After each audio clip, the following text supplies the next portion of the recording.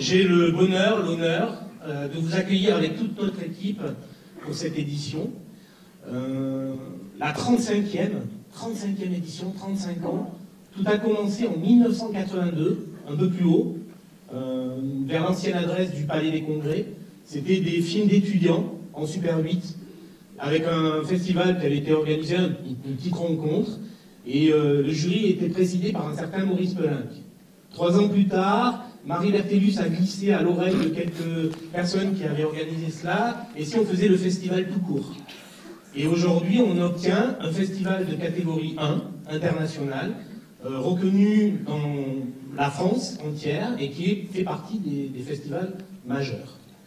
Donc nous sommes très très fiers, et ce festival est conduit aussi avec passion et de main de maître depuis quelques années, par Laurence Vivarelli, directrice artistique, et toute l'équipe qui est autour d'elle, et par des programmateurs qui sont nombreux, qui ont travaillé depuis plusieurs mois pour sélectionner dans les 2300 films qui ont été déposés les films en compétition que vous allez voir cette semaine. Alors, cette semaine, qu'est-ce que vous allez vivre cette semaine? 180 films proposés, vous avez 51 courts-métrages en compétition internationale, vous avez 25 films en compétition expérimentale, c'est la 3e année de la compétition expérimentale, donc ça aussi nous en sommes très fiers, parce que ça veut dire que c'est quelque chose de très vivant, de très actif. Un festival ne peut pas se faire sans soutien. Un festival ne peut pas se faire sans soutien bon, des équipes évidemment, mais aussi des soutiens financiers. Alors la ville nous aide évidemment, le département nous aide, la métropole nous aide, le CNC, Unifrance, la ProCirep, et nous aide aussi bien sûr la région.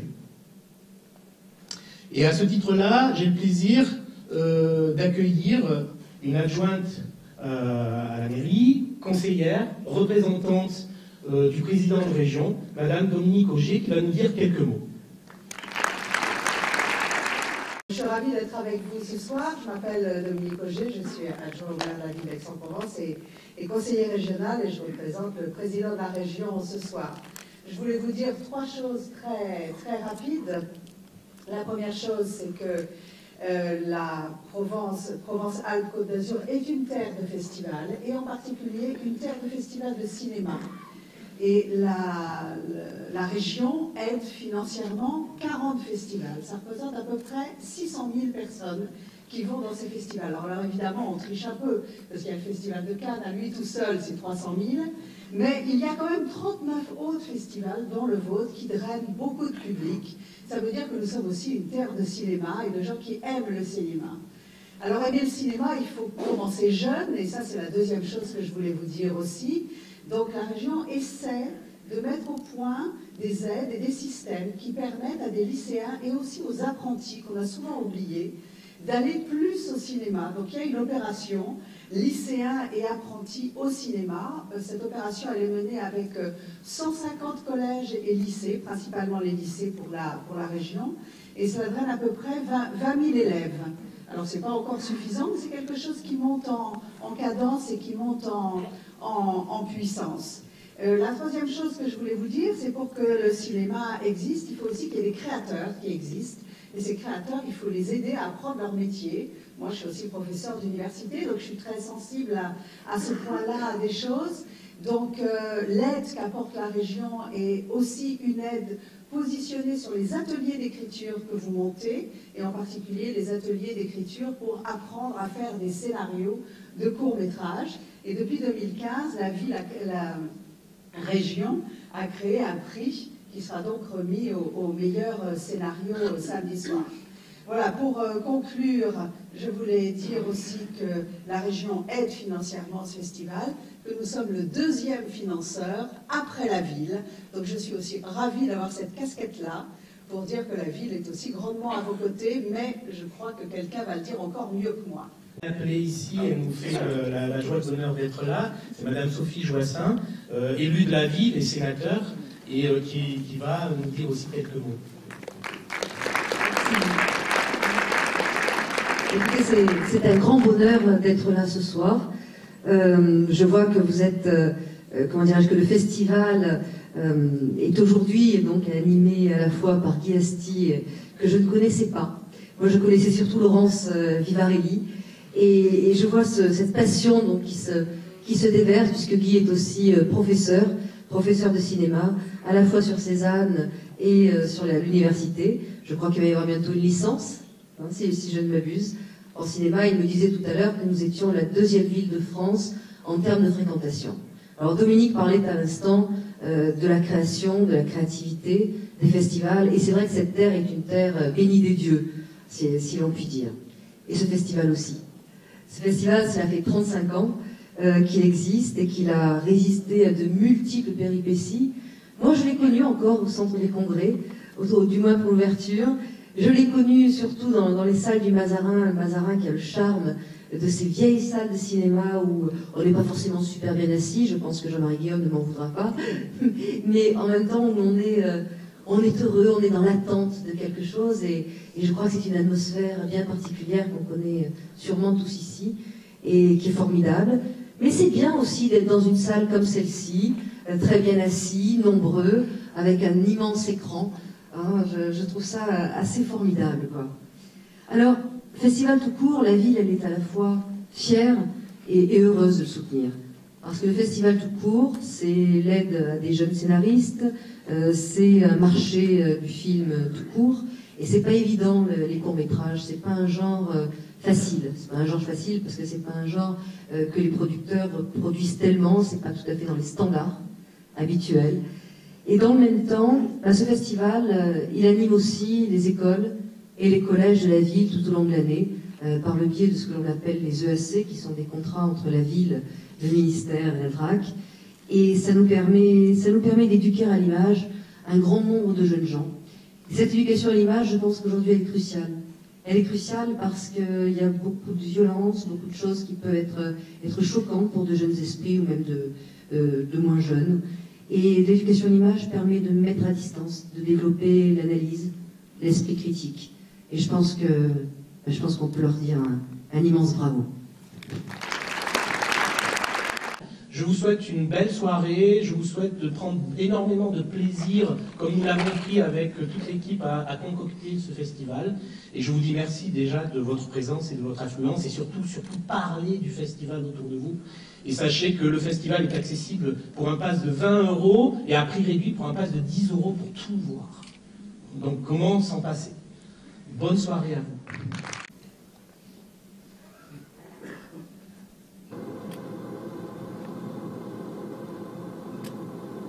Moi, c'est un poste que j'ai adoré. Pendant des années, j'ai pris un plaisir fou à pratiquer ce métier, quoi.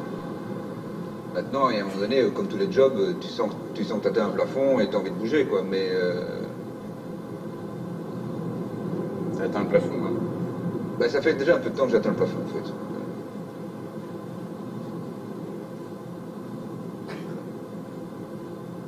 Et c'est quoi ton rendez-vous, en fait? Ça consiste en quoi? C'est en fait le type qui recrute pour le pôle des confluences. C'est un super gros truc sur Lyon.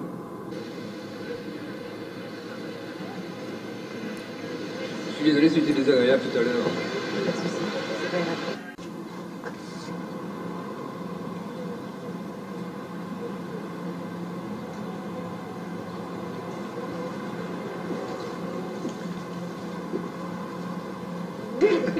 Comme une petite épée, ça. Ah. Comme chevalier. N'importe quoi. De quoi? N'importe quoi. Et si t'es fort, c'est elle qui retire sa langue, et c'est toi qui gagne. Ah. Ah, là.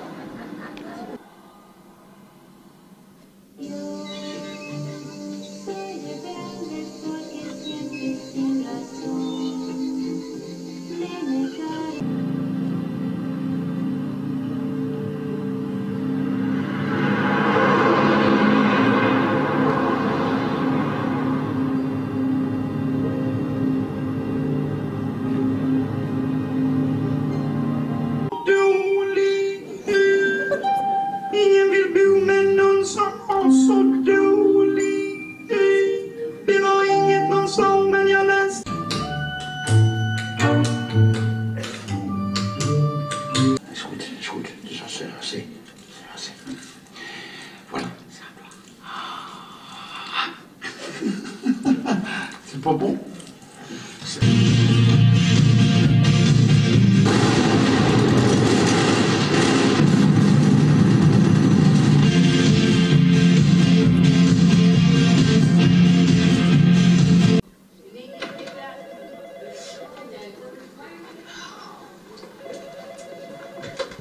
Cobb Elementary. What's going on here, man? Get out of here. Call the news, okay? I want them here filming while cops die. Okay, I'll look it up on the internet. Bonjour, bienvenue à cette table ronde autour du métier de producteur. Donc nous sommes très heureux au Festival Tout Court d'accueillir ce beau panel. Je ne vais pas prendre la parole très longtemps parce qu'on a un maître d'œuvre qui va s'occuper d'animer cette table ronde, qui est Richard Sidi, délégué général de la Maison du Film, qui est vraiment un organisme très important pour le cinéma français, que ce soit dans les aides qu'il apporte, dans les conseils, etc. Donc Richard va animer cette table ronde et vous présenter tout de suite les intervenants. Et dans le public, si vous avez ensuite des questions, Adélaïde aura des micros portables qu'elle vous passera. Voilà. Donc merci d'être là, tous, vraiment, nous sommes très très contents que vous soyez ici. Et merci à Richard de conduire cette table ronde. Merci beaucoup Guy, merci Laurence, merci toute l'équipe du Festival Tout Court d'Aix-en-Provence de nous accueillir pour cette table ronde consacrée aujourd'hui au métier de producteur, où tout ce que vous avez voulu savoir sur le métier de producteur sans jamais oser le demander. Voilà. J'espère qu'on va être à la hauteur de cet objectif vraiment très difficile à atteindre.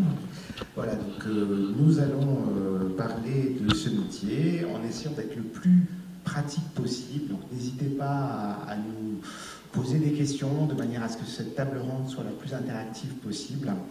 Et donc cette table ronde est organisée par le SPI, le syndicat des producteurs indépendants. Vous avez le président Emmanuel Alain Rénal, et par les producteurs associés, une association sur la région PACA, dont Jean Laurent représente les instances. Voilà. Et donc nous animons cette table, j'anime cette table ronde. Je suis délégué général de la Maison du Film, qui est donc une association ouverte à tous, qui développe plein de services, et notamment pour les producteurs, puisqu'on administre des aides à la production, comme le label de vos producteurs, l'aide à la création de musique originale, ça c'est la Maison du Film court, du film maintenant, c'est des lapsus par rapport à l'ancienne appellation, et plein de services pour aider le développement de carrière des producteurs. Voilà, donc cette table ronde sera composée des intervenants suivants, qui sont à mes côtés, que je vais vous présenter très rapidement, et après je leur laisserai la parole pour qu'ils nous retracent leur parcours. À mes côtés, il y a donc Anaïs Bertrand, qui a fondé Insolence Production, qui est une société qui a été créée en 2012. J'ai connu Anaïs parce qu'elle a été lauréate de notre label Nouveau Producteur. Voilà, mais elle vous en dira plus sur son parcours tout à l'heure. Vous avez à ses côtés Jean-Laurent Sinidis, qui dirige les films de force majeure, que je connais aussi indirectement parce qu'il a reçu, je crois, le prix du jeune producteur France Télévisions, si je me trompe, au Festival de Trouville. Voilà, qui vous parlera de son parcours. Alors, ce qui est intéressant dans le panel qui est à mes côtés, c'est que ces sociétés de production, comme elles vous le diront elles-mêmes, ces sociétés représentent à la fois des sociétés basées à Paris, basée en province, basée à cheval sur Paris et province pour l'une d'entre elles, et tous les genres, puisque ces sociétés s'illustrent à la fois dans le documentaire, l'animation, l'expérimental, le film de genre, de fiction, etc. Voilà. Elisabeth Pawlowski, aux côtés de Jean-Laurent, a fondé Baldenberg Film. J'ai connu Elisabeth il y a quelques années parce que j'avais adoré un de ses films qui s'appelait Guy Moquet. Je ne sais pas si elle s'en souvient, je pense qu'elle s'en souvient très bien, qui a fait un film qui a une très belle carrière, elle vous parlera aussi de son parcours. Et enfin, Emmanuel Alain Rénal, qui a créé Miu Productions, qui est une société d'animation voilà, qui œuvre dans ce champ depuis quelques années. Voilà, mais je vous leur laisse tout de suite la parole pour qu'ils se présentent notamment au niveau de leur parcours. Qu'est-ce qui les a amenés à faire ce métier de producteur? Comment ça s'est fait ce choix de ce métier qui suscite tellement d'intérêt ou de méfiance quelquefois en ce moment? Il y a une actualité brûlante qui fait que certaines personnes, là j'ai vu une personne qui avait présenté sa fille pour un stage chez un producteur et qui a renoncé à cela parce qu'elle avait été traumatisée par les dernières actualités. Voilà.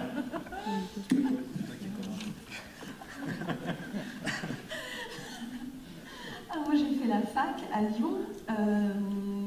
J'ai enchaîné avec la fac en art du spectacle à la Sorbonne. J'ai travaillé dans des sociétés de production comme assistante de producteur. J'ai débuté mes études de cinéma en sachant très très tôt, à l'âge de 3-4 ans, que j'avais envie de faire du cinéma, sans vraiment savoir dans quelle branche. Et en me confrontant à la réalisation, à la caméra et à l'écriture à la fac, j'ai compris que je n'avais pas envie d'être réalisatrice. Et le métier qui permet d'être à l'origine d'un projet quand on n'est pas auteur, c'est le producteur, parce que c'est le premier accompagnant quand il s'agit de produire professionnellement parlant un projet. Donc j'ai travaillé 2 ans en tant qu'assistante pour des producteurs, un cinéma plutôt commercial, et j'ai eu l'occasion de devenir productrice d'effets spéciaux dans une société de post-production. Une post-production numérique, effets spéciaux numériques 3D, où j'ai fait mes armes pendant 2 ans, ce qui m'a donné un spectre de connaissances assez large, du développement jusqu'à la copie zéro, comme on l'appelle, d'un film, et avec toujours en tête l'idée de produire des films. J'ai trouvé un premier scénario via un site qui s'appelle cineas.org, qui était un scénario de film fantastique, quasiment, j'ai eu beaucoup de chance, qui était clé en main, un film de 7 minutes qui était parfait en écriture et que j'ai produit avec une aide, je ne sais pas si elle existe toujours, qui s'appelle Envie d'agir, Défi Jeune. Voilà, donc sans structure, avec un tout jeune cinéaste, j'ai produit mon premier court-métrage qui a fait quelques festivals connus comme Gérardmer ou Sapporo, si ça parle à certains d'entre vous. L'exposition de ce film m'a permis de commencer à recevoir des scénarios d'autres auteurs. J'ai ainsi produit le deuxième. J'ai tout d'abord monté une association. Je suis un cas assez particulier parce que je n'avais pas fait d'études administratives. Donc j'ai monté une association. Et au bout de 4 courts-métrages qui avaient beaucoup circulé, j'ai monté une SARL qui a donc débuté directement avec 4 films à son catalogue. Et maintenant, nous avons 16 courts-métrages au catalogue, 2 documentaires, un premier long qui a été initié par une autre productrice, c'est un rachat de catalogue, c'est pas un projet dont je suis à l'initiative, et un deuxième long donc, que j'ai par contre développé, qui sera en tournage l'année prochaine. Notre ligne éditoriale est essentiellement une ligne éditoriale qui se consacre au genre, plus particulièrement au genre d'auteur, donc des films fantastiques, d'anticipation, voire horrifiques, mais toujours portés par des auteurs avec un univers graphique assez fort et l'envie de construire des histoires à message. Oui. Parce que je suis un peu malade, donc j'ai mon micro à moi. Moi, ma société Film de Force Majeure, dont je suis le gérant, et il y a un associé également producteur au sein de la société, Jérôme Younes, qui est dans la salle. À l'heure d'aujourd'hui, on a une tendance assez forte à se spécialiser dans le documentaire d'auteur. Et en fait, le parcours, au départ, n'annonçait pas du tout ça, parce que moi, à l'adolescence, je reçois la vocation sacrée d'être réalisateur. Voilà, donc je lis, c'est Garcia Lorca qui avait déclaré poète de naissance irrémédiablement, donc moi j'écrivais partout que j'étais réalisateur de naissance irrémédiablement, et vraiment c'était ce qui me fondait, quoi, ce qui fondait mon identité, et donc catastrophe, parce que 20 ans plus tard, en fait, je suis producteur. Je voulais être réalisateur de fiction absolument, le reste ça m'intéressait pas du tout, puis je suis producteur de documentaire. Voilà. Et donc qu'est-ce qui m'a mené là?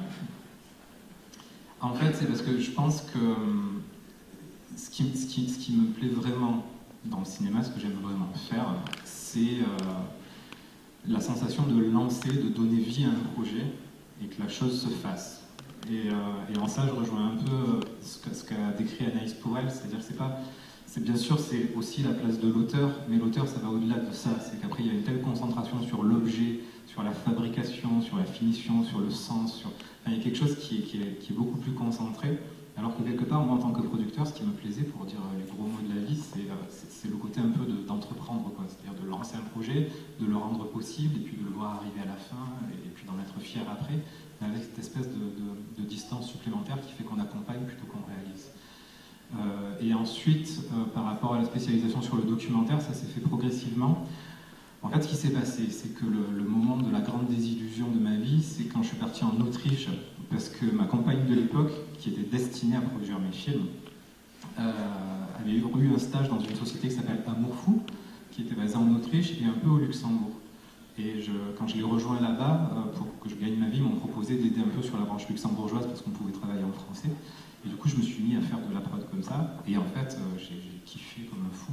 J'ai adoré les rencontres avec des auteurs incroyables. Et puis voir un peu la cuisine interne, comment on faisait pour avoir cet argent qui, quand on est jeune auteur, quand on sort de l'université, a l'air impossible à avoir. Quand on a 5 000 €, on a l'impression que c'est la fin du monde. Et puis on voit les budgets des autres, on trouve ça complètement délirant. Enfin, tout ça, de rentrer dans ça et de voir en fait c'est possible, ça se travaille, ça se prévoit, ça s'organise, c'est un métier.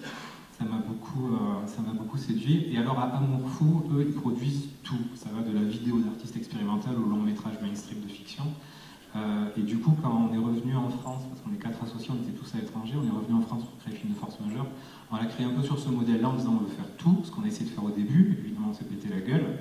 Et du coup, on a aussi appris à voir par contre à travers ça, et ça c'était l'aspect positif, là où on était le meilleur et ce qui nous passionnait le plus. Et autant moi j'adore la fiction comme spectateur, autant produire de la fiction, c'est clairement pas pour moi, parce qu'il y a plein d'endroits où je comprends pas, j'ai pas la patience, j'ai pas l'expertise. Et du coup, progressivement, après 7 années, je pense qu'on a réussi à trouver notre identité. Et c'est comme ça que je me retrouve ici aujourd'hui. Voilà. Bonjour à tous. Donc, je ne sais pas s'il est possible, par contre, excusez-moi, de baisser un petit peu la lumière qui m'éblouit. Donc moi, j'ai un parcours... je ne sais pas s'il est particulier ou pas maintenant. Donc j'ai fait les Beaux-Arts il y a plusieurs années. Un cursus donc, de 5 ans où j'ai passé un DNSEP, un diplôme national supérieur d'expression plastique. Donc ce qui est génial dans les études des Beaux-Arts, c'est qu'on est libre de choisir le médium qu'on souhaite explorer. Et moi, j'ai eu le désir en fait, de travailler très tôt autour du documentaire, donc en fait, sur la question de la fabrication du documentaire. Donc c'est un sujet qui m'a accompagnée pendant presque 3 ans. Ensuite, je suis sortie des Beaux-Arts donc avec ce bagage qui est un peu particulier aussi, parce que Beaux-Arts, c'est pas vraiment reconnu, enfin c'était pas vraiment un bagage reconnu dans le cinéma auparavant. Donc je suis montée, parce que c'était les Beaux-Arts à Caen, ensuite je suis montée à Paris donc en cherchant du travail. Donc j'ai assisté pas mal d'artistes plasticiens qui eux-mêmes avaient une pratique cinématographique donc pendant plusieurs années. Comme ça ne payait pas énormément, il m'a fallu trouver du travail et donc j'ai aussi travaillé en tant qu'assistante de prod dans une société de production cinéma qui est à vocation beaucoup plus commerciale, donc la mienne maintenant, mais qui m'a permis en fait de pouvoir apprendre un peu les rouages, les techniques de production et de m'apercevoir aussi qu'il y avait peut-être une brèche possible pour des projets plus innovants, plus hybrides. Donc j'ai proposé à cette société, après plusieurs années de travail avec eux, de développer des projets de plasticiens qui avait le désir d'avoir une écriture cinématographique tout en conservant une singularité propre, des formes qui étaient autres que celles qu'on pouvait explorer dans le documentaire à ce moment-là. Et donc j'y ai produit mon premier long métrage, parce que c'est vrai que moi j'ai un parcours aussi particulier, j'ai commencé par du long métrage, ensuite je suis repartie sur du court métrage, donc en produisant le premier long métrage de Jean-Charles Lehuc qui s'appelait Carne Viva, qui était un documentaire qui se passait au Mexique. Et ensuite j'ai changé de société de production et j'ai atterri chez Capricci Film, qui eux aussi avaient donc ce désir d'accompagner des formes hybrides, différentes. Donc j'ai travaillé avec eux un certain nombre d'années et j'ai aussi été beaucoup de directrice de production pour leur production en fait qu'ils avaient. Donc c'était Thierry Lounas qui dirige cette société, ce qui m'a permis aussi d'aborder d'une façon différente la fabrication d'un film, qui ne sont pas forcément des fabrications classiques, on en parlera probablement tout à l'heure, de films. Et j'ai monté donc avec mon associé Zamil Nizini la société Backgrounder Film fin 2012 à Marseille, donc une société qui est en région. Alors, comment je suis venu au cinéma déjà moi j'étais un amoureux de l'histoire et de l'histoire de l'art contemporain. Donc au départ j'ai fait un double DUG histoire de l'art, et en fait c'est un élément de ma vie privée qui m'a fait partir sur le cinéma. Je composais de la musique en parallèle, et mon frère qui voulait devenir réalisateur, qu'il était, m'a demandé de composer la musique de son court-métrage. Du coup je l'ai fait, il a adoré, et le problème c'est que il est mort juste après. Et donc du coup je me suis retrouvé un peu forcément désorienté par ça. Et puis avec une envie profonde que ce film existe. D'ailleurs, il n'existe pas, mais une envie profonde que ce film existe. Et comme il m'avait validé la musique du film, je me sentais proche artistiquement de ses intentions. Donc, je me suis dit, bon, il faut que je réalise ce film, et donc je vais me diriger vers le cinéma. Et j'ai changé du coup d'études. Je suis parti sur études cinématographiques à la Sorbonne, en me disant, pour apprendre à réaliser, il faut déjà que j'apprenne ce qu'est l'histoire du cinéma. Et en sortant de la fac, j'ai commencé à réaliser donc, du documentaire, du clip, beaucoup de films institutionnels pour gagner ma vie, ce qui ne marchait pas vraiment. Et voilà, j'ai vivoté comme ça pendant quelques années à faire des films médiocres. Et puis un jour, j'avais quand même des grandes idées dans la tête, toujours de réalisateur. C'est assez commun, on dirait. Hein, donc bon, je suis plus un réalisateur repenti que frustré. Et du coup, j'ai rencontré, en 2007, 3 autres réalisateurs, et on s'est dit, finalement, ils nous font chier ces producteurs, on va monter une boîte entre nous, et on va se produire, parce que finalement, on n'a pas besoin d'eux. Et c'est ce qu'on a fait, et ça a été un fiasco. En gros, on a travaillé autour du développement d'un long métrage d'un des 4 associés, et puis on a surtout fait des films institutionnels en essayant de gagner aussi notre vie sans que ça marche vraiment. Et donc voilà, et c'est comme ça que, un peu par respect pour le cinéma français, j'ai décidé d'arrêter de réaliser et de me dire, tiens, la production, il y a quelque chose là-dedans qui m'intéresse. C'est en montant cette première boîte que je me suis dit, tiens, on n'était pas d'accord, on s'est engueulé, ça finit en procès, c'était génial. Mais en tout cas, je me suis rendu compte que j'avais cette envie entrepreneuriale de pouvoir monter une boîte de prod, et je me suis dit, très bien, je pars, je quitte cette association, cette société, et j'ai créé Miu Productions donc en 2009 avec plein d'envie, en connaissant à peine ce qu'était que le CNC. Je ne savais pas du tout comment produire un film, mais voilà, j'avais cette envie-là. J'ai lancé la boîte aussi d'abord sur le film institutionnel, parce que la première boîte m'avait mis dans une situation critique, j'avais 10 mois de retard, c'était la cata. Donc j'ai emprunté 50 € à ma mère, j'ai monté Capital, de Miu Productions, et j'ai commencé à faire du film instit. La magie, ça a marché. Du coup, j'ai rentré un peu d'argent, je me suis remis à niveau, et au bout de 2 ans, j'ai commencé à m'intéresser à la production. Donc ça fait à peu près depuis 2011 que je produis réellement. Et c'est les rencontres qui ont fait l'animation aussi, puis peut-être un juste milieu entre le cinéma, l'art plastique, et voilà, je me suis retrouvé dans ce médium-là. Et donc aujourd'hui, on est spécialisé en animation. On a un studio à Paris, un studio à Valence et un studio à Angoulême. On est aussi un peu en PACA depuis peu, puisqu'on est rentré au capital d'une société qui s'appelle Safilm et qui s'appelle maintenant Milieu Distribution, et qui est chargée de la distribution de nos films aussi d'autres sociétés. Et on lance une toute nouvelle aventure là, d'ici 3 mois, qui est la galerie. Donc voilà, on va créer une galerie à Paris, qui sera un lieu de valorisation du travail plastique de nos réalisateurs. Et voilà, on va organiser plein de choses autour de ce lieu. Très bien. Donc, nous allons aborder un certain nombre de points dans le cadre de cette table ronde. Ce que je vous propose, c'est qu'à la fin de chaque point, la parole soit ouverte, que vous puissiez poser quelques questions autour du point et qu'on procède ainsi. Alors, les points qu'on va aborder seront tout d'abord le métier de producteur. On essaiera de décortiquer ce qu'est ce métier, en quoi il consiste, ses tenants et ses aboutissants, et notamment la relation avec un réalisateur, qu'est-ce que ça signifie. Un autre point sur le financement d'un film, comment ça se finance, un film court, et notamment est-ce qu'il est viable de vivre de la production de courts-métrages. Un troisième point sur le producteur, chef d'entreprise, directeur des ressources humaines, qu'est-ce que ça signifie au niveau des relations sociales avec des employés, un film, un tournage, etc. Et on terminera sur un point sur la distribution des films courts, en voyant si on a un petit peu de temps aussi de parler également du passage du court au long. Voilà. Donc, on va aborder tout de suite le premier point sur le métier de producteur, de productrice. Comment vous définiriez ce métier-là? En quoi ça consiste ce métier? Qu'est-ce qu'on fait quand on est producteur? Quelle est la journée type d'un producteur? Voilà. Comment vous en parleriez pour quelqu'un qui vient d'une planète Mars et qui ne sait pas ce que c'est que ce étrange métier, que le métier de producteur? Qu'est-ce que vous pourriez nous dire pour le présenter?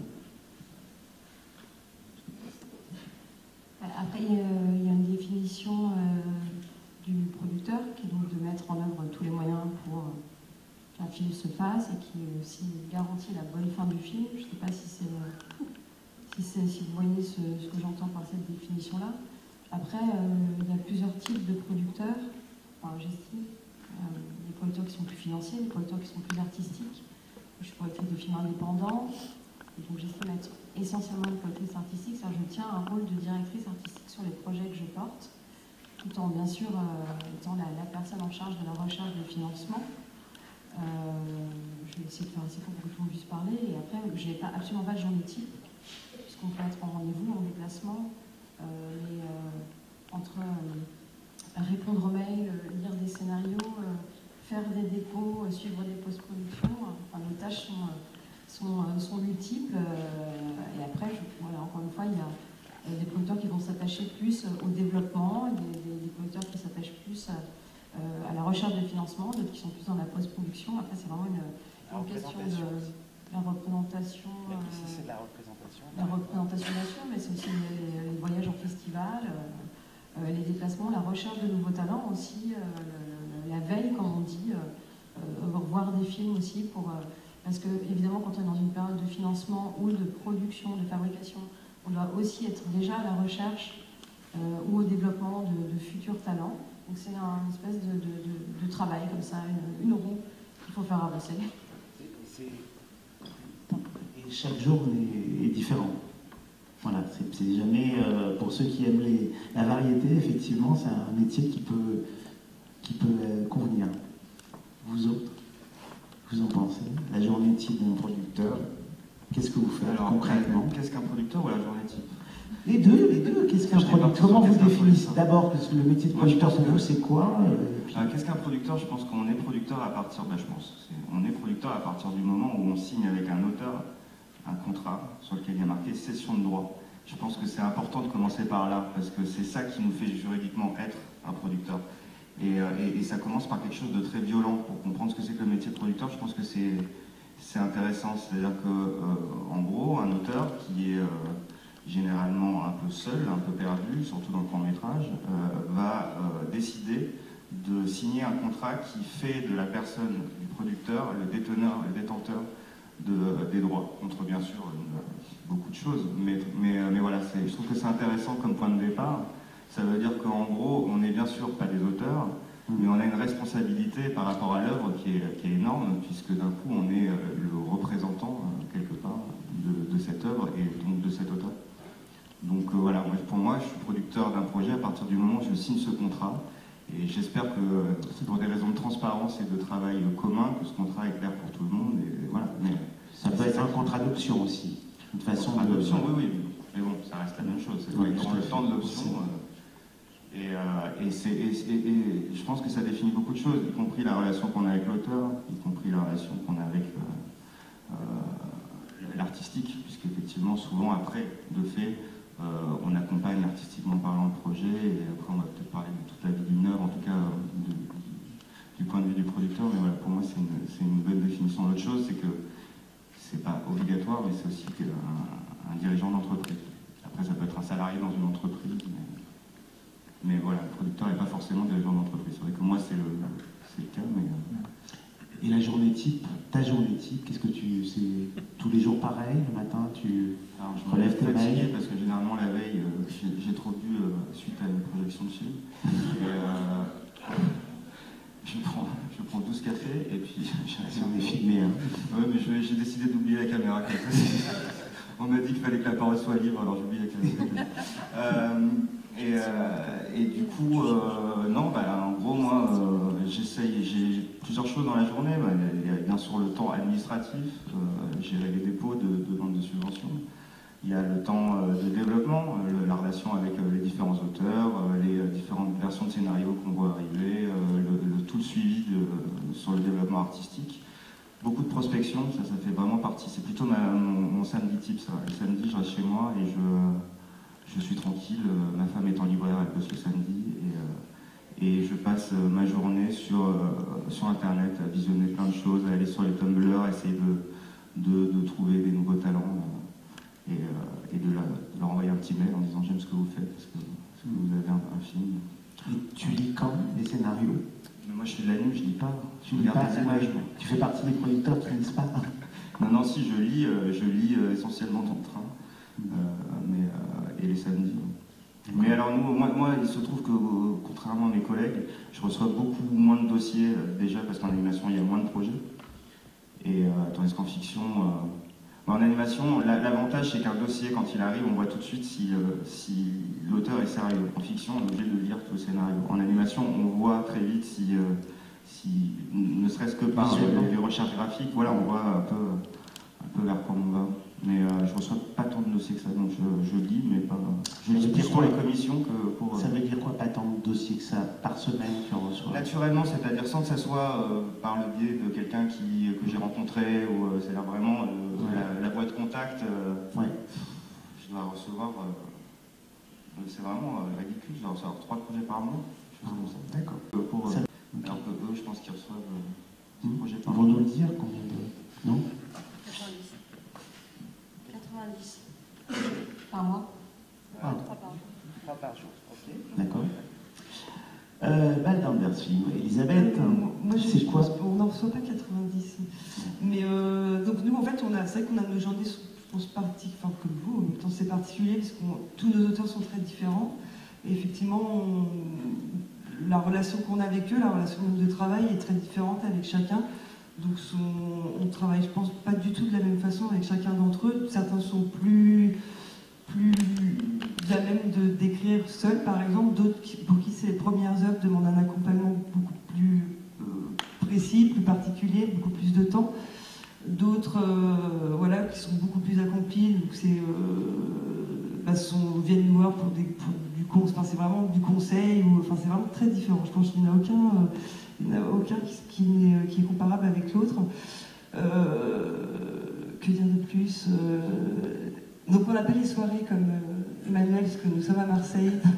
Il n'y a pas de soirée à Marseille. Donc il y a beaucoup moins de projections ce soir. Et après, donc, nous, notre travail effectivement avec Baldanders et Elsa, donc, mon associé, on aime beaucoup l'écriture.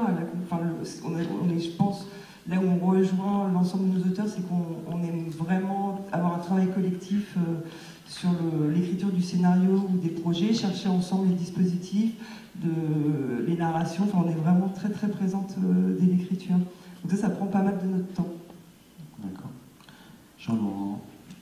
Oui, alors moi le sens que je donne à mon travail, peut-être pour commencer, c'est que par rapport aux différentes priorités qu'un producteur peut mettre, comme tu disais, priorités commerciales ou autres, etc. Moi clairement je produis des films dans l'idée qu'ils sont importants sur un plan culturel et patrimonial. C'est-à-dire que c'est des œuvres qui vont être importantes, qui vont se poser, qui vont cristalliser quelque chose d'une époque, un certain regard, qui vont apporter un certain témoignage, voilà, et qui vont rester, qui vont circuler, qui vont être réinterprétés plus tard. C'est vraiment ça que je cherche comme projet. Voilà. Donc ça, c'est le sens que je donne à mon métier. Après, le point de départ de la mise en pratique de ça, c'est vraiment de se mettre au service des projets, une fois qu'on a vraiment décidé fermement de s'y engager. Voilà, et je dis au service des projets, ce qui est un tout petit peu différent que de dire au service des auteurs, parce qu'en fait je considère que c'est comme si on avait deux chefs de projet sur un projet qui est d'une part l'auteur qui, pour dire les choses de façon un peu schématique, va avoir le dernier mot sur le plan artistique, et un autre chef de projet qui aura le dernier mot sur la question budgétaire et organisationnelle, qui est le producteur, et on va travailler ensemble en fait, à un niveau finalement très commun. Voilà, et ma journée type, là en ce moment, c'est je dépose mon fils à la crèche, puis j'ai 10 minutes pour arriver au bureau. Pendant ces 10 minutes, vraiment, je décide de la priorité du jour. Le truc, je commence par ça, je ne fais rien d'autre, donc je n'ai pas fait ça. Et ensuite, je passe à peu près toute la journée à essayer de commencer à faire ça. Et en général, j'arrive à la fin de la journée, puis c'est la priorité du lendemain, c'est la même. Voilà. Non, mais après, je ne vais pas répéter, c'est assez commun avec tout ce qui a été dit là. Moi, je suis aussi dirigeant d'entreprise comme Emmanuel, et pour défendre le genre de film que j'essaye de défendre, c'est vraiment très important de ne pas négliger, de mon point de vue, cette dimension-là, parce qu'en fait, j'ai besoin d'avoir une structure saine, une structure stable et solide, qui me permet aussi, parce que la confiance, ça se construit aussi sur ça. Et autant on a besoin aussi non seulement de la confiance avec les auteurs dans les discussions artistiques, mais à un moment donné, on a besoin aussi d'avoir la confiance au niveau des partenaires financiers, que ce soit les partenaires publics ou la banque. Et du coup, c'est vrai que cet aspect-là, de mon point de vue, n'est pas du tout à négliger. Donc on est un peu écartelé entre ces différents aspects. Justement, comment équilibrer l'artistique, le financier, le juridique? Est-ce que vous avez constaté au fur et à mesure des années une évolution? Moi, je sais que dans mon travail, je fais de plus en plus de communication pour faire connaître ce que je fais, en tant que délégué général à la Maison du Film. Comment ça évolue pour vous? Est-ce que vous faites, avec les années venant, de moins en moins d'artistique, de plus en plus de financier, de communication, de juridique, voilà, avec les budgets qui augmentent, etc. Comment ça évolue? Comment vous arrivez justement à faire des arbitrages de manière à rester aussi sur le sens de ce que vous faites, quoi, et pas devenir des hommes de finance, des femmes de juridique, etc. Juristes. J'ai le micro, je le garde. Pour moi, le but, c'est d'arriver à avoir un équilibre, une cohérence d'ensemble qui fait que justement, on ne perd pas le sens. Donc le sens, c'est un peu comme dans les films. Moi, je suis toujours à la recherche du centre de gravité d'un film. Je pense que ça doit être un peu la même chose dans une société de production. Il doit y avoir ce centre de gravité-là, et à partir de là, comment on organise les choses pour que ce soit cohérent. Et moi, ma réponse à ça, c'est qu'à un moment donné, au début surtout, je fonctionnais presque uniquement sur la base de l'enthousiasme artistique que les projets ou les rencontres avec les auteurs déclenchaient en moi, et une vague impression, un vague instinct de ça va être possible à financer comme ceci, comme cela peut-être. Et en fait, du coup, d'une certaine manière, on pourrait dire que j'étais complètement avec une priorité sur l'artistique et l'enthousiasme pour les projets. Et en fait, maintenant, j'ai très largement rationalisé ça, c'est-à-dire j'ai un nombre assez clair de projets, de typologies de projets sur lesquels je peux travailler en même temps. Et en gros, tant que je n'ai pas terminé certains films, comme on dit dans notre jargon, je n'en fais pas entrer d'autres. C'est-à-dire je ne m'engage pas sur de nouveaux films, parce qu'en fait je sais que je ne vais pas avoir la capacité de travailler sur les films assez bien pour en même temps assurer la viabilité financière de la structure, avoir le temps pour travailler suffisamment sur les films pour que les auteurs soient satisfaits aussi, pour ne pas créer de frustration inutile. Tu as la capacité de résister à une proposition qui t'enthousiasme? Ouais, après maintenant, ouais.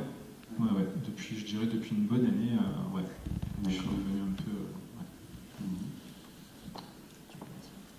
Après, moi, je pense qu'on est... Enfin, je connais pas les situations de toutes nos sociétés, mais on est des jeunes sociétés. Et c'est vrai que moi, parallèlement à la première société dans laquelle je suis rentrée, qui était une structure de long métrage qui brassait énormément d'argent, il y avait vraiment des gens qui faisaient du juridique, qui faisait en sorte qu'il y ait une sérénité, on va dire, dans la société. Nous, effectivement, on est obligé de tout gérer, donc de la comptabilité que je regarde presque quotidiennement, même quotidiennement, et les aspects juridiques, enfin, tout est vraiment... c'est vrai que je pense que c'est vraiment propre à nos jeunes structures aussi. Et au niveau des dossiers, des demandes de subventions, est-ce que c'est de plus en plus compliqué ou pas spécialement Non. Il y a des nouvelles notes maintenant qui arrivent, c'est vrai que des notes de durabilité auxquelles on n'était pas habitué, qu'il nous faut répondre, qui sont un peu, qui nous demandent, qui prennent un peu plus de temps. Des notes de durabilité, ouais, qu'est-ce qui vous demande ça? Parce que je ne dirais pas le nom. Non mais c'est vrai qu'il y a, enfin, je pense qu'il y a une concurrence énorme aussi, parce qu'il y a énormément de films qui se font. C'est vrai qu'à l'époque on était encore à la pellicule, donc il y avait beaucoup moins de projets qui étaient proposés, je pense, dans les fonds. Maintenant, je pense que les fonds ont à gérer vraiment énormément de dossiers, des choses qui ne sont pas forcément abouties aussi au niveau de l'écriture, et qu'on se retrouve un peu noyé aussi dans tout ce... dans toutes ces propositions, et donc il nous faut pouvoir proposer des dossiers qui sont d'une très très grande qualité. Donc effectivement, on porte un soin très particulier à l'esthétique même du dossier, avec les photos qu'on y met, le graphisme, et tout ça nous prend beaucoup plus de temps, beaucoup plus qu'à l'époque quand je travaillais dans cette société où finalement on envoyait un scénario, il n'y avait pas de photos, et ça, voilà, ils en recevaient 30, donc il n'y avait aucun problème. Nous, sur l'organisation, en fait, après, c'est des cuisines internes. Moi, j'ai fait rentrer un associé il y a 3 ans, Pierre. Je suis cherché quelqu'un qui soit complémentaire avec moi, avec mes compétences, et j'en avais bien besoin. Et j'ai trouvé Pierre, et ça a été génial. On est ravis de notre association. Lui s'occupe, pour le coup, moi je suis plus donc sur la prospection, sur la politique, puisque je suis investi au sein comme mes camarades au sein du SPI. On va dire de tout ce qui touche à la représentation, les festivals, les soirées, les projections. Et lui, il est plus sur le juridique, sur l'administratif, sur toute la partie opérationnelle, la direction de production. Bien sûr, on développe ensemble les projets. Et voilà, donc on a une répartition qui fait qu'on peut consacrer 2 journées à des choses respectives et pouvoir faire avancer la boîte dans la même direction. Et Anaïs, est-ce que tu as... Moi, pendant 3 ans, j'ai travaillé seule, donc je développais, produisais et distribuais. Ça m'a permis d'apprendre beaucoup de choses, mais c'est aussi, il faut dire, une charge de travail qui avoisine en travaillant à côté, forcément, parce qu'au début, on ne se paye pas à peu près 90 heures, 100 heures par semaine de travail. Et au bout de 3 ans, j'ai 2 personnes qui sont entrées dans la société en tant qu'associées. Une personne qui est plus en charge de la fabrication, donc direction de production ou direction de post-production, et une personne qui est plus en charge de la direction artistique, fabrication des dossiers, et de la distribution en festival, parce que c'est quelque chose de très important. Souvent, ce qui arrive aux auteurs qui s'autoproduisent, c'est qu'une fois que le film est fabriqué, ça a été tellement douloureux que la distribution est un peu mise sur le côté, on ne sait pas par quoi commencer. C'est chiant, les envois en festival, c'est long, c'est coûteux. Donc on a vraiment, aujourd'hui, j'ai une personne dédiée à ça, au festival et à la promotion de notre catalogue, une personne qui s'occupe de la fabrication, et une 4e personne qui est rentrée vraiment cette année et qui s'occupe de l'administratif et du financier.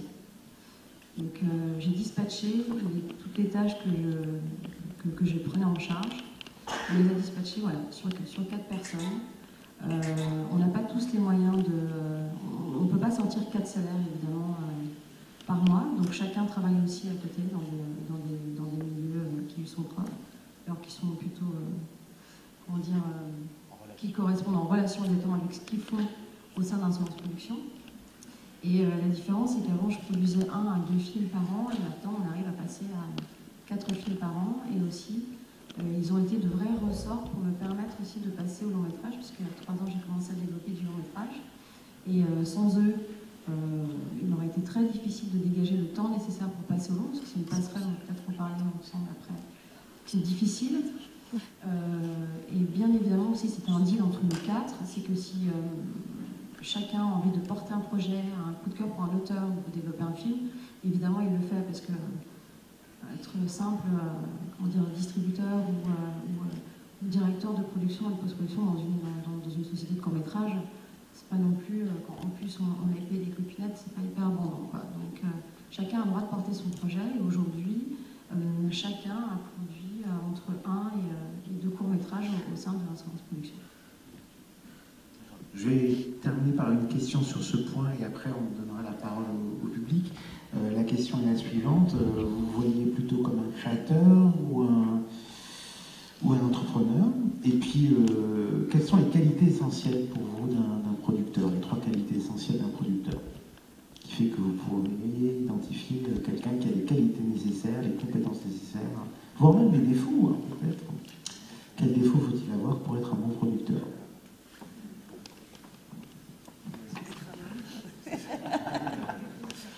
Bonne productrice, pardon. Moi, je pense que, alors, je me considère plus comme un entrepreneur que comme un créateur, parce que le créateur, c'est vraiment les auteurs. Après, c'est vrai qu'on produit du cinéma d'auteur, donc on est censé aussi accompagner les processus créatifs, donc on a une petite part là-dedans, qui est plus ou moins grande d'ailleurs, parfois elle peut aller assez loin, mais quand même, je suis plutôt un entrepreneur, je pense. Après, les défauts, c'est plus facile que les qualités dans mon cas. Et il y a un défaut, c'est de... Parfois, comme c'est des métiers qui peuvent nous mettre dans des situations un peu de solitude, on peut avoir tendance à s'enliser dans des peurs, dans une sensation d'avoir des ennemis et des trucs un peu de persécution qui font qu'on a toujours peur d'aller vers les gens, on pense toujours que c'est impossible de faire ceci, on voit des complots partout.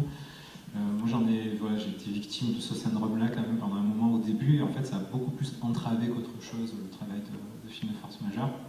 Après il y a l'enthousiasme débordant dont je parlais tout à l'heure, à mon avis c'est quand même vraiment un défaut. Ça a un côté un peu romanesque comme ça, sympathique, mais je pense que ça sert pas les films, ça sert pas les auteurs, ça sert pas la boîte, finalement ça sert à personne. Et après une qualité, quand même, c'est que je pense qu'il faut être vraiment têtu. Enfin, opiniâtre, quoi. Voilà, il faut pas lâcher le morceau, même si parfois on se retrouve obligé à le faire, mais non sans avoir longuement épuisé derrière ça. Une qualité d'un bon producteur. Ouais, non, moi je pense qu'il y a, pour ouvrir un petit peu, il y a une question qui n'a pas été abordée, c'est la vision qu'ont les gens du métier de producteur. Au-delà de la question de, voilà, non, mais je veux dire, au-delà de comprendre exactement quel est le mécanisme de notre profession, c'est surtout le fait qu'on part de loin, c'est-à-dire qu'on a quand même une vision, les gens ont une vision du producteur qui n'est pas, qui ne colle absolument pas à la réalité, en tout cas à notre réalité. Qu'il y a aussi peut-être eu pas mal d'abus par le passé. C'est-à-dire cette vision, parlons-en. Hein, oui, dans le 8e arrondissement, quand on est à Paris, au-delà du cliché, voiture, voilà, c'est ça. Au-delà du cliché hollywoodien de l'homme à cigare, je donne un exemple parce qu'il est très clair. La première fois que j'ai rencontré ma future épouse, voilà, la première fois qu'on s'est vu, elle venait du théâtre. Et comme quoi, c'est producteur de théâtre, musique, cinéma, c'est la même chose. Et bon, on a eu un petit coup de foudre, on va dire. Et puis quand elle m'a dit m'a demandé ce que je faisais dans la vie, j'ai dit que j'étais producteur, elle me l'a dit après, quoi. Elle s'est dit, ah mince, je suis tombé sur un pourri, quoi. Et voilà, c'est ça l'image du producteur, c'est qu'il y a quand même quelque chose au-delà de la voiture et de la piscine. Il y a un peu une vision néfaste de quelqu'un qui magouille, dont on ne comprend pas très bien le métier de toute façon, qui touche à l'argent, qui profite des auteurs, voilà, il y a cette vision-là externe au milieu, mais aussi interne au milieu. Certains auteurs ont cette vision-là. On a une responsabilité, nous, à faire comprendre que notre métier, c'est pas celui-là. À valoriser notre métier. Moi, je suis hyper fier de mon métier. Je suis vraiment hyper fier. Je suis heureux tous les jours de me lever et d'aller affronter la dure vie. Mais vraiment, on travaille sans compter les heures, on est pris dans un tourbillon de boulot, c'est très dur, c'est beaucoup de pression, ça on en parlera aussi. Mais avant tout, il y a une fierté. Moi, je suis très fier quand mon nom est au générique, de me dire, ce film, il est là, et quelque part, et c'est aussi grâce au travail que j'ai fait.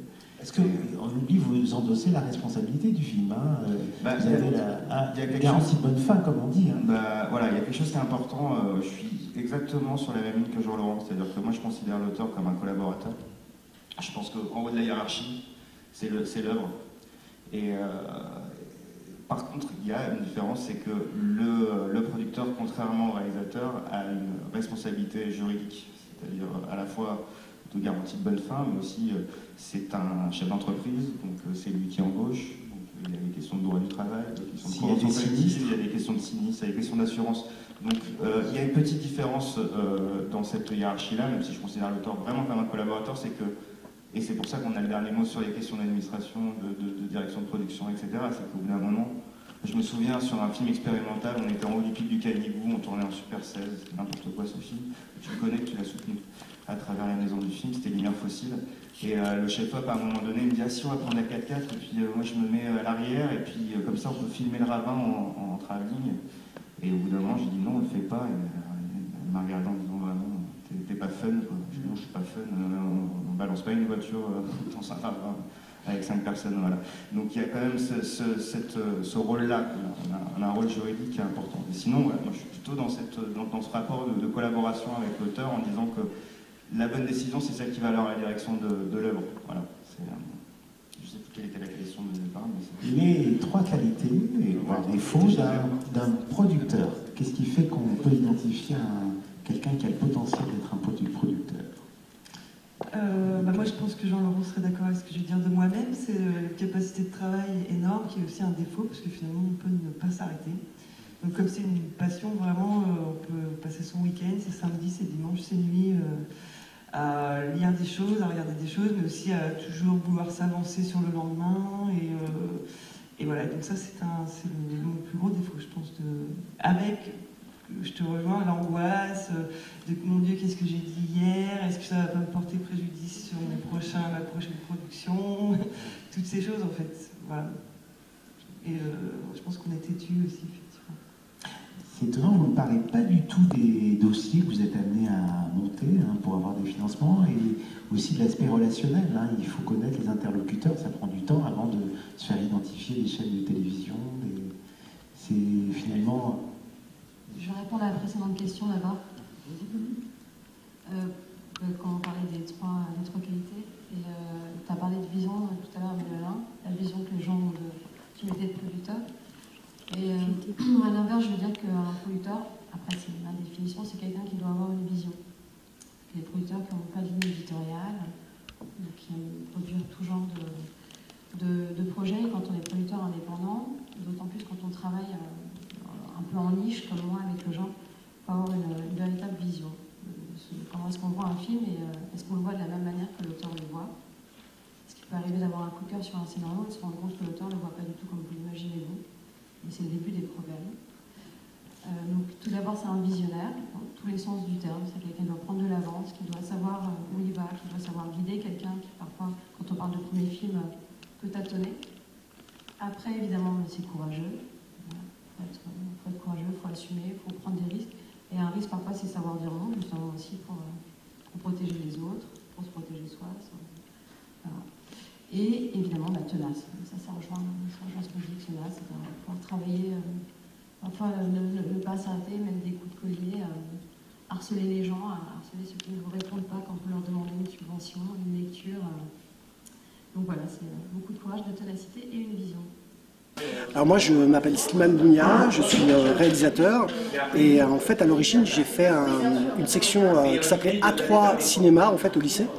Donc ça a été ma formation initiale, c'est un peu là où j'ai un peu tout appris quoi. Et puis ensuite j'ai fait des études dans la gestion de projets culturels, donc c'était un petit peu plus éloigné, mais après le lycée en fait j'ai pas arrêté de faire des courts-métrages et en fait depuis ça fait une petite dizaine d'années où je ne fais plus que ça. Avant j'étais comédien et là je suis depuis une dizaine d'années je ne suis plus que réalisateur de films. Voilà. Donc comment est-ce que vous pouvez définir votre métier et de quoi par exemple est fait une journée type? Ok, oui c'est parce que... Alors, comment, excusez-moi, la première question? Donc, comment définir ce métier et de quoi sont faites vos journées type? Quelle est la journée d'un réalisateur? Alors en fait, j'ai envie de dire, là, il n'y a pas de journée type pour un réalisateur, il n'y a que des périodes qui se succèdent, qui n'ont rien à voir les unes les autres. On passe énormément de temps à préparer les projets que l'on va filmer, on passe énormément de temps à rechercher des financements pour les films que l'on crée, et on passe trop peu de temps à être sur un plateau de tournage et trop peu de temps à vraiment faire le cœur de notre métier, qui est diriger une équipe, coécrire, enfin moi je coécris les scénarios que je réalise, et à être en studio de montage et en post-production sur ce qu'on fait. Du coup, en tant que réalisateur, vous faites plutôt des courts-métrages, Ouais. Donc, quelle est la place du coup des courts-métrages dans le cinéma global et en quoi vous faites justement pour valoriser les courts-métrages? Du coup, on parlait tout à l'heure, c'est un peu plus difficile peut-être de faire diffuser des courts-métrages que des longs-métrages qui sont diffusés au cinéma, etc. Ouais. Alors en fait, à vrai dire, avec le court-métrage, on ne gagne pas sa vie en fait. Hein. Donc moi, en parallèle des courts-métrages, je réalise aussi des images pour le théâtre et des documentaires. Voilà, donc en ce qui concerne le court-métrage particulièrement, en fait, le principal débouché des courts-métrages aujourd'hui en France, ce sont les festivals de courts-métrages. Alors on a la chance d'en avoir énormément sur le territoire français, on a la chance d'avoir des festivals de très bonne qualité comme celui-ci à Aix-en-Provence. Donc en fait, c'est principalement ça, c'est aussi l'achat de chaînes. Moi j'ai eu la chance d'avoir un préachat sur France Télévisions, donc ça c'est un débouché qui est pas négligeable.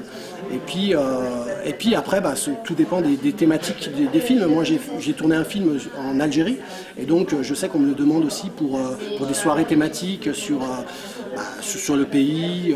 Voilà, donc, mais c'est principalement les festivals. C'est vrai qu'un débouché un peu naturel des courts-métrages qui malheureusement est trop peu utilisé, ce serait de faire des avant-programmes au long-métrage. Alors ça existe un petit peu, hein. Moi je suis de la région Rhône-Alpes-Auvergne, Auvergne-Rhône-Alpes, je crois qu'on dit dans ce sens-là. Et il y a des dispositifs qui existent, qui proposent en fait des courts-métrages avant des longs-métrages, mais c'est que trop peu utilisé. J'ai du coup une question qui me vient en tête par rapport aux réseaux sociaux, parce qu'on en voit passer des fois des courts-métrages, enfin dans des articles plutôt, qui expliquent des courts-métrages. Est-ce que ça a vraiment un rôle pour les faire diffuser? Ça marche, je veux dire, pour les réseaux sociaux, parce que je sais que ça marche beaucoup pour les infos, les petites vidéos, etc. qui, finalement, les réseaux sociaux, c'est vraiment un moyen de diffusion qui est très rapide. Est-ce que ça valorise vraiment les courts-métrages? Alors, vous passez beaucoup, je veux dire, par les réseaux sociaux? Alors oui, enfin moi j'utilise beaucoup les réseaux sociaux, mais c'est plus pour faire de la communication autour des courts-métrages plutôt que de la diffusion. En fait, c'est pas... Est-ce que ça rapporte rien finalement de le faire passer sur Internet? Non, enfin c'est pas le débouché, on va dire, premier, naturel d'un court-métrage. Moi je sais que je travaille vraiment pour la salle, c'est-à-dire je fais des images principalement pour le grand écran et pour un public qui est rassemblé devant un grand écran. Après, on utilise beaucoup les réseaux sociaux pour faire parler de nos productions. Moi, j'utilise aussi beaucoup les réseaux sociaux. Par exemple, là, on a commandé une web-série. Alors ça, c'est tout autre chose. Mais pour le court-métrage à proprement parler, comme on peut en trouver ici à Aix, et comme celui que j'ai réalisé, non, c'est pas le débouché naturel, me semble-t-il. Hein. Après, en deuxième rideau, dans un deuxième temps, évidemment, c'est nos courts-métrages. Nous, ce qu'on veut en tant que réalisateur, c'est qu'ils soient le plus vus possible. Alors, dans un premier temps, privilégier la salle, mais à vrai dire, une fois que l'exploitation, une fois qu'il a bien tourné, on est beaucoup à le proposer ensuite sur la toile et pour qu'il puisse continuer à avoir une petite vie, quoi. Selon vous, du coup, quelles sont les qualités pour être réalisateur? Alors, beaucoup de persévérance. Ce serait la qualité première. Après, un réalisateur, c'est principalement quelqu'un qui, à mon sens, qui arrive à travailler en collectif, qui arrive à gérer des équipes, parce que le cinéma, c'est un travail d'équipe, et souvent les équipes, elles sont souvent assez assez nombreuses. Donc ça demande beaucoup de... Alors après, il y a différents styles, mais en tout cas, voilà, une grande capacité à savoir gérer, alors avec plus ou moins de souplesse selon les réalisateurs, mais à savoir gérer une équipe, et puis oui, beaucoup de persévérance et arriver malgré tout à tenir un cap artistique, parce qu'il y a énormément d'occasions qui nous font dériver pour des raisons d'argent, voilà. Donc, ouais, savoir garder le cap et puis être persévérant, quoi, je pense. Est-ce que vous permettez des libertés des fois, par exemple, si vous devez vraiment... par exemple, des journaux qui ont des lignes éditoriales, même on en parlait hier avec les producteurs qui doivent suivre une certaine ligne. Est-ce que vous, en tant que réalisateur, vous pensez avoir plus de liberté artistique? Oui, à vrai dire, enfin, oui et non. C'est-à-dire que dans le court-métrage, on a la chance et la malchance que ce ne soit pas un objet commercial. C'est-à-dire qu'il n'y a pas d'économie, en fait, du court-métrage à proprement parler. Donc, ça amène une grande liberté, parce qu'on ne nous attend pas sur un nombre d'entrées, par exemple, comme dans le long-métrage. Mais quand je dis il n'y a pas de marché, on va dire, sonnant et trébuchant, mais il y a quand même... on répond quand même à des attentes, et des attentes des festivals, d'une audience, de nos partenaires financiers. Parce qu'à un moment donné, il faut bien trouver l'argent, et donc on sait pertinemment, il faut passer des commissions. Alors après, il n'y a pas de... Donc oui, on se doit d'avoir une écoute vis-à-vis, en aller-retour en fait, avec les commissions, et puis une écoute avec notre diffusion principale que sont les festivals. Mais bon, je dis ça, et en même temps, voilà, dans un festival comme à Aix, il y a énormément de styles très différents. Donc une grande liberté, ouais, j'ai envie de dire, et en même temps, souvent, en tant que réalisateur, on peut avoir la tentation de s'auto-censurer sur des choses en se disant « Ouh là là, mais ça, non, ça va être trop dur ou trop... il faut s'en méfier comme la peste, hein, mais bon, c'est une tentation qu'on a très souvent. Ouais, voilà. Et du coup, la question de l'inspiration, où est-ce que vous trouvez vos idées? Qu'est-ce qui vous inspire en général? Quand vous trouvez l'idée d'un court-métrage, comment elle germe, comment vous la développez, par rapport au scénario, etc. En fait, l'inspiration, elle naît d'un quotidien, de ce qu'on vit, de ce qui nous importe, de ce qu'on a envie de ce qui nous entoure. Alors, j'ai envie de dire, après il y a des sujets qu'on retrouve dans les films parce qu'on est des éponges. Hein. Enfin, quand on veut faire un court-métrage, les sujets naissent un petit peu de ce qu'on ressent, de ce qu'on appréhende, voilà, de notre quotidien. Après, ça c'est l'impulsion de départ, mais après c'est une petite impulsion pour un travail de long cours qui va être l'écriture d'un scénario. Et là, j'ai envie de dire, c'est complètement... là, c'est autre chose. C'est-à-dire qu'à un moment donné, après, rentre en compte la narration et puis le style de narration qu'on a envie de porter en tant que réalisateur. Et ça, j'ai envie de dire, c'est bien en amont. C'est un point de vue sur le monde, c'est une façon d'être au monde aussi, et de dire... donc au-delà du sujet, au-delà de l'idée, il y a une façon d'y aller. Et en fait, le cinéma, pour moi, c'est beaucoup une manière d'y aller, une manière de regarder, et une manière de proposer un point de vue sur le monde. Et donc ça dépend pas spécialement du sujet, vous voyez. Oui. C'est quelque chose d'inhérent à ce qu'on porte, en soi, quoi. Et du coup, selon vous, quel est pour vous en fait le but d'un court-métrage quand vous en faites un? C'est transmettre une vision du monde ou donner une leçon?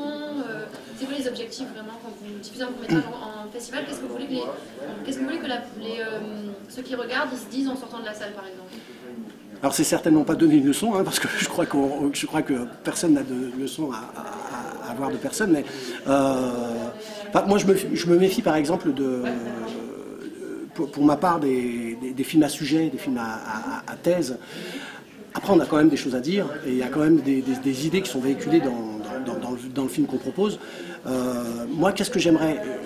J'aimerais que les films que je propose, quelque part, mettent en mouvement le spectateur qui le regarde. C'est-à-dire que moi, en tant que spectateur, quand je sors d'une salle, par exemple, ça m'est arrivé physiquement d'avoir envie de courir, de marcher, de parler, bon bah tout ça, c'est plutôt bon signe.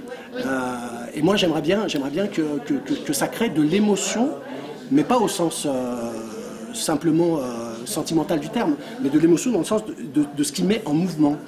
Voilà. C'est principalement ça que je souhaiterais. Ouais. Et ensuite aussi, du coup, petite question niveau international, par exemple, face au succès du cinéma américain, surtout des longs métrages, comment vous vous positionnez, vous m'avez dit par les festivals, du coup, pour valoriser les courts métrages, mais est-ce que des fois vous ne sentez pas un peu étouffé par le cinéma, les longs métrages, et surtout américains, parce que du coup, court métrage, encore plus français, comment vous vous positionnez par rapport à ça, et est-ce que vous pensez qu'il faudrait plus valoriser justement les courts métrages au niveau international? Alors, à vrai dire, je crois que dans le court métrage, on a un petit peu moins Enfin, la question se pose beaucoup moins que dans le long métrage. Par rapport à l'audience, vous voulez dire des longs métrages américains? Moi, je sens pas ça. C'est un genre à part pour vous? Je crois que c'est une réalité à part. C'est un monde, Par exemple, moi, j'ai eu la chance, avec mon court-métrage, de beaucoup être diffusé aux États-Unis. Et c'est un film qui, contre toute attente, enfin contre mon attente à moi, de réalisateur, leur parle beaucoup. Et je suis pas sûr que le même sujet, enfin j'en sais rien en vérité, que le même sujet traité en long métrage sur l'Algérie contemporaine aurait marché en salle aux États-Unis. Mais voilà, dans la petite niche du marché du court-métrage, donc en fait je sens pas ça, je me sens pas étouffé par une prégnance du cinéma américain. Donc voilà, c'est vraiment quelque chose à part. Voilà, c'est ça.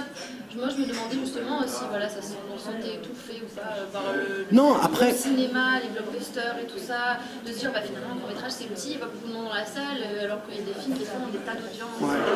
Non, mais à vrai dire, vraiment, c'est pas une question, à mon sens, qui se pose encore pour le court-métrage. Ça se pose un peu différemment. Non. Alors, si je détourne votre question, et j'essaie de répondre sur ce qui des fois peut m'apparaître un petit peu difficile, c'est, ce qui n'a rien à voir, c'est la prégnance du scénario dans le développement des courts-métrages. Moi, en tant que réalisateur, des fois, je suis un peu... c'est un peu dur pour moi que tout repose sur les scénarios et que le jugement qu'on porte sur le fait qu'un film se fasse ou ne se fasse pas, souvent ça passe par la case scénario et moi je ne suis pas scénariste, donc je m'entoure de scénaristes, mais des fois je peux être frustré de toute cette période d'écriture très dans les détails du scénario, là où j'ai l'intuition, moi en tant que réalisateur, que des fois j'aurais des choses plus spontanées qui pourraient sortir du tournage, qui pourraient sortir aussi même en post-prod, au montage. Et des fois, moi, c'est peut-être ça. Et donc, du coup, souvent, j'en sais rien, en tout cas, on valorise beaucoup le scénario dans le montage d'un film. Je parle. Et ça, des fois, ça peut me frustrer sur le long terme, quoi. Ça va. Ouais, voilà, j'ai fini mes questions. Donc, merci beaucoup de nous avoir répondu. Merci Laura. Et voilà. Je t'en prie.